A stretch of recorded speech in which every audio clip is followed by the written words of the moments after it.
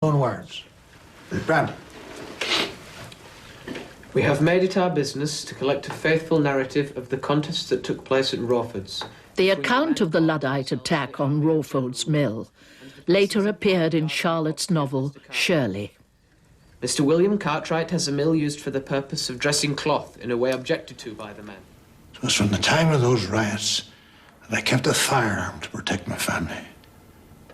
I left it loaded by my bedside at night. And for safety's sake, I would discharge it from my window every morning.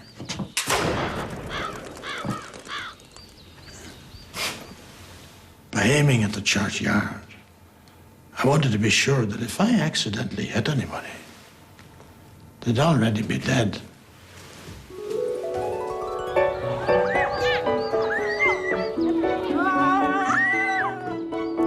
The moors were a second home to the children and became the setting for their make-believe adventures. They absorbed everything their father taught them and wove it into their fantasies. Bonaparte threatens invasion and England trembles. Oh, you can't kill her. Take you all on.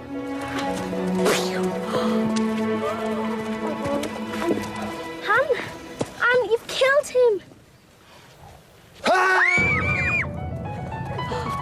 But even their childhood playground could be a dangerous place. And the Grand Duke of Wellington leads victorious army. Julius Caesar arrives with the Romans. Standards fluttering in the breeze. Caesar can't be in the same play. Why not? Because he's dead. It wouldn't make sense. Nothing makes sense. One day, a bog exploded on nearby Crow Hill. End of the world. Torrents of mud, peat, and water up to 7 feet high swept down the valley across Haworth Moor. Let's go and see it. No. Papa will be worried. We must go home. The experience had a deep and unsettling effect on the young Brontes, who had been brought up to believe that the end of the world really was at hand. We have just seen something of the mighty power of God. He has unsheathed his sword and brandished it over our heads, but still the blow is suspended in mercy.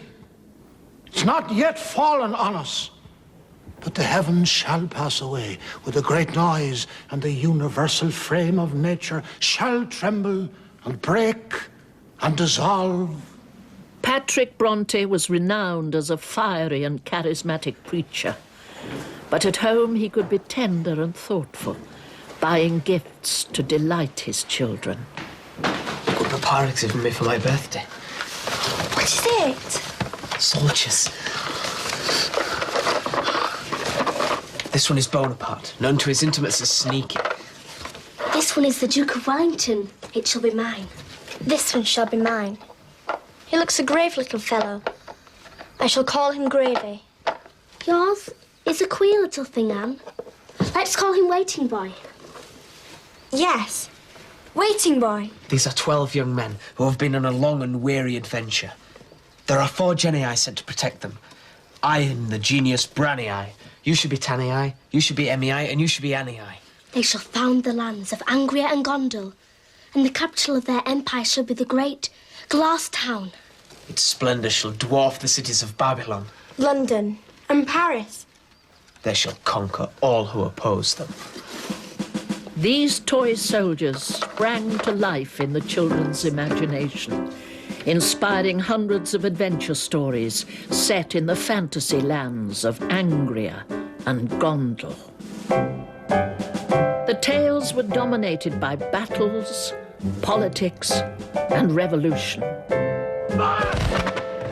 Angria and Gondel became elaborate worlds of violent aristocratic intrigue, where rival factions struggled for power.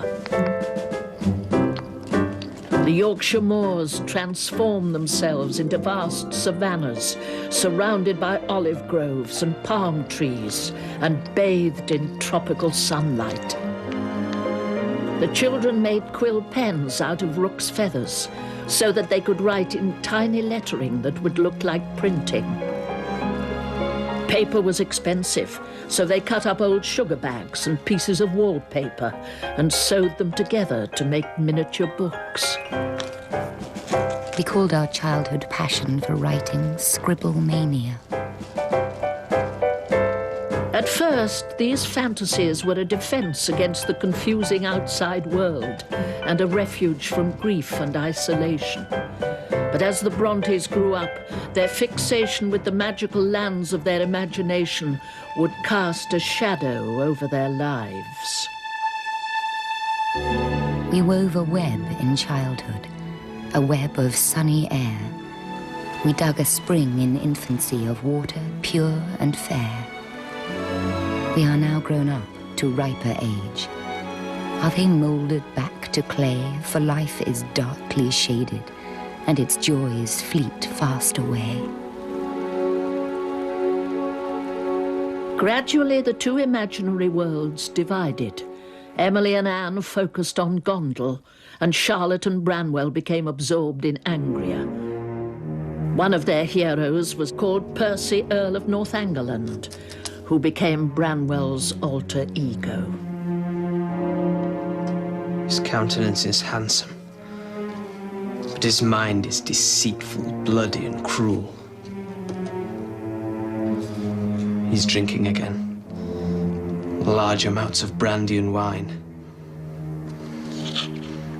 His archenemy is the Duke of Zamorna.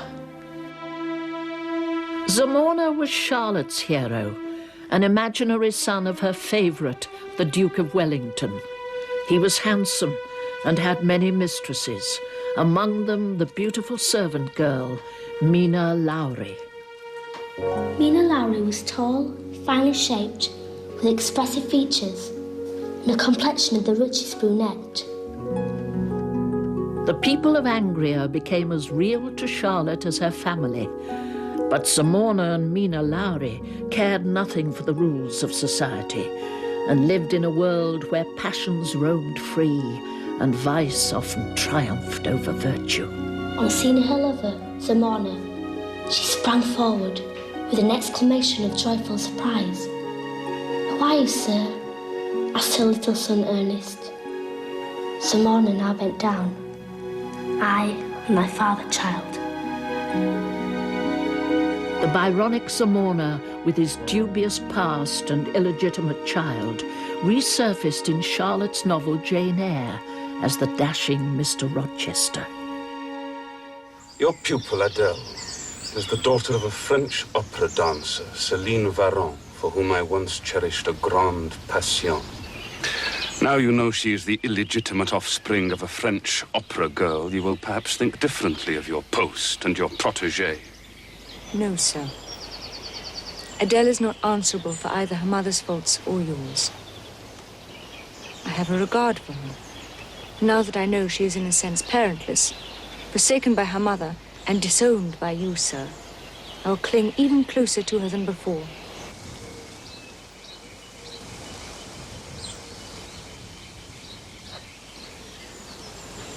Thank you, Miss Eyre.